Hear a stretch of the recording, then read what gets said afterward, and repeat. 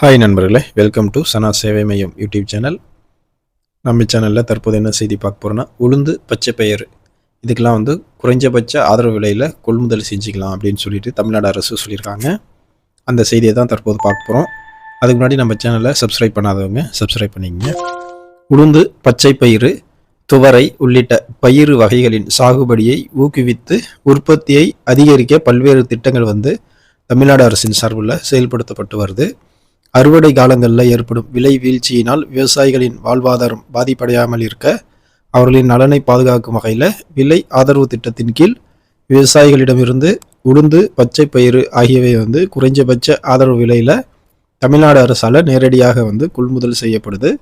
இந்த திட்டத்தை தமிழ்நாடு மாநில வேளாண்மை விற்பனை வாரியம் மாநில இணைப்பு முகமையாகவும் ஒழுங்குமுறை விற்பனை கூடங்கள் பிரதான கொள்முதல் நிலையங்களாகவும் கொள்முதல் முகமைகளாகவும் செயல்பட்டு வருகிறது.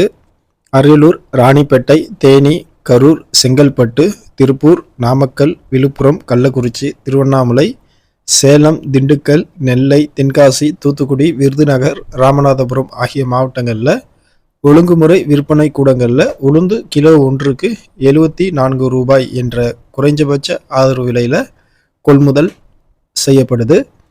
இதேபோல் தஞ்சாவூர், திருவாரூர், நாகப்பட்டினம், மயிலாடுதுறை, கடலூர், திருச்சி, புதுக்கோட்டை ஆகிய மாவட்டங்களிலும் உளுந்து கிலோ ஒன்றுக்கு 74 ரூபாய் என்ற அடிப்படையில் கொள்முதல் செய்யப்படுது.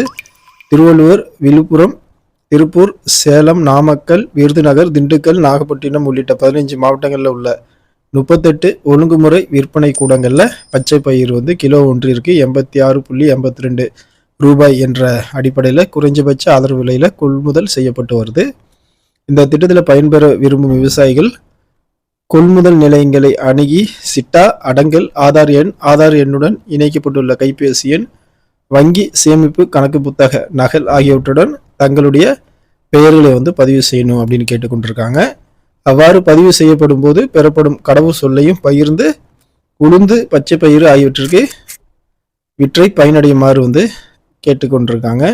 விவசாயிகளுக்கான குறைந்தபட்ச ஆதரவு விலையில் கொள்முதல் செய்யப்பட்ட விலை பொருட்கள் சேமிப்பு கிடங்குகளில் இருப்பு வைக்கப்பட்ட 3 நாட்களுக்குள் அவர்களது வங்கி கணக்கில் பணம் நேரடியாக வரவு வைக்கப்படும் அப்படின்னு சொல்லிட்டு தமிழ்நாடு அரசு அறிவிச்சிருக்காங்க.